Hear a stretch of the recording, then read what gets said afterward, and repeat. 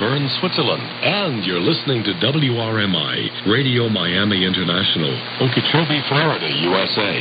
And www.wrmi.net. Send us your comments and reception reports to info@wrmi.net or WRMI, Post Office Box 526852, Miami, Florida, 33152, USA.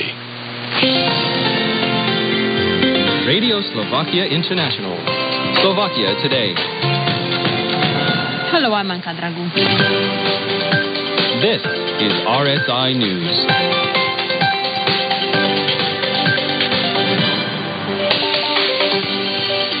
Anti-corruption march in Bratislava on Tuesday evening. Parking at state-run hospitals should be free of charge for patients.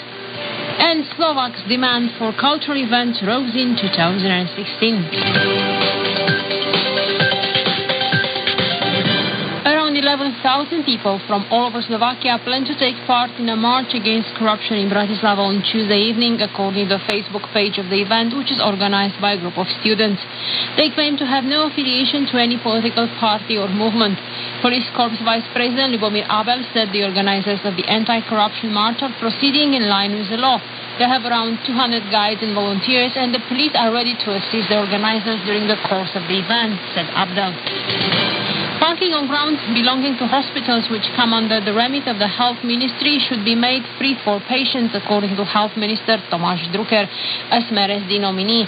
The minister has a total of 58 hospital car parks under its remit, with more than 20 of them currently subject to charges. 6 of the parking areas are in the hands of private contractors. A newly established Ministry Office for Governing Subsidiary Organizations has analyzed individual parking contracts between hospitals and contractors, finding several of them to be disadvantageous for the hospitals. We'll speak to statutory bodies individually on each legal relationship and the steps that will be taken, said Drucker.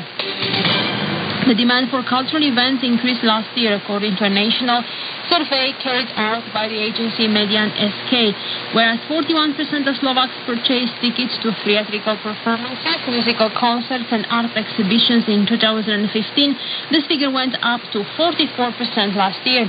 In 2015, Slovaks spent 4 to 8 euro monthly on cultural events on average, with the sum doubling last year. Visitor turnout at cinemas went up too. 35% of respondents declaring that they saw a movie at the cinema at least once last year. Slovakia was self-sufficient in its production of eggs at a level of 107% in 2016, whereas the figures were 104.3% the year before, according to TASR press agency quoting Ladislav Birčák, director of the company Novogal. According to Birčák, the boost in self-sufficiency was accomplished by increasing the number of hens by approximately 350,000. And in practical terms, that extra 7% of Slovak egg production goes for export, he said. The country that received the most eggs from Slovakia is the Czech Republic, followed by Hungary. Neither Slovakia nor any other neighboring country exports any eggs to Poland. Only Polish eggs can be procured in Poland, noted Birčák. Topical issue. The Slovak Foreign and European Affairs Ministry acknowledges the results of the referendum held in Turkey on Sunday, April the 16th. We hope the representatives of Turkey will strive for a nationwide consensus in the process of implementing constitutional changes, State Ministry spokesperson Peter Susko for the TASR press agency. The majority of voters opted to bolster the powers of the Turkish president and switch the political system from a parliamentary to a presidential one. Euroctiv.sk analyst said that it's incorrect to expect that relations between Turkey and the European Union will deteriorate quickly following the referendum.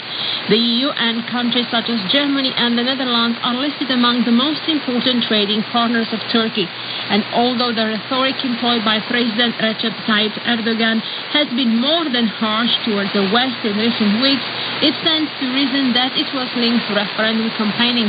Furthermore, observers and analysts know that this exact form of anti-Western rhetoric can rile up large crowds and incite revolts in Turkey, she said. He argues Turkey is a bridge between East and West. On one hand, there is a high level level of development and economic interest at work with the West for decades. On the other, there is a growing desire to lay claim to a more important position on the global political scene and among Muslim nations. These are the current characteristics defining Erdogan's policies as well, she said.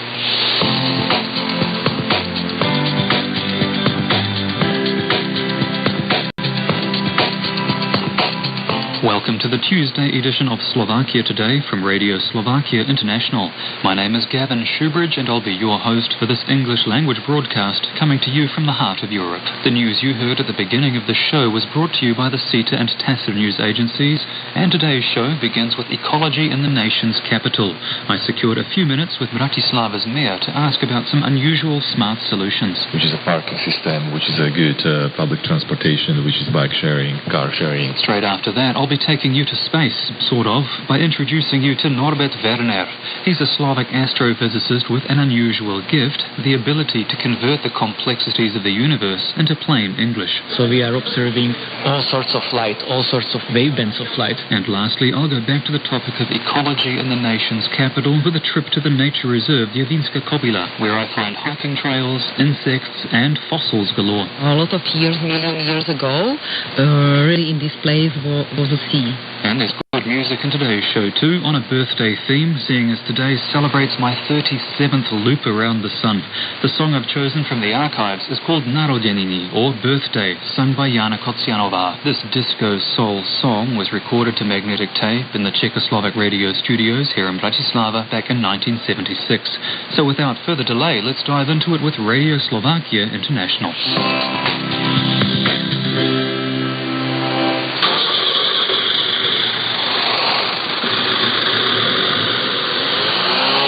Due to rising pollution in European cities, diesel-powered vehicles will be completely banned in the cities of Athens, Madrid and Paris within 8 years.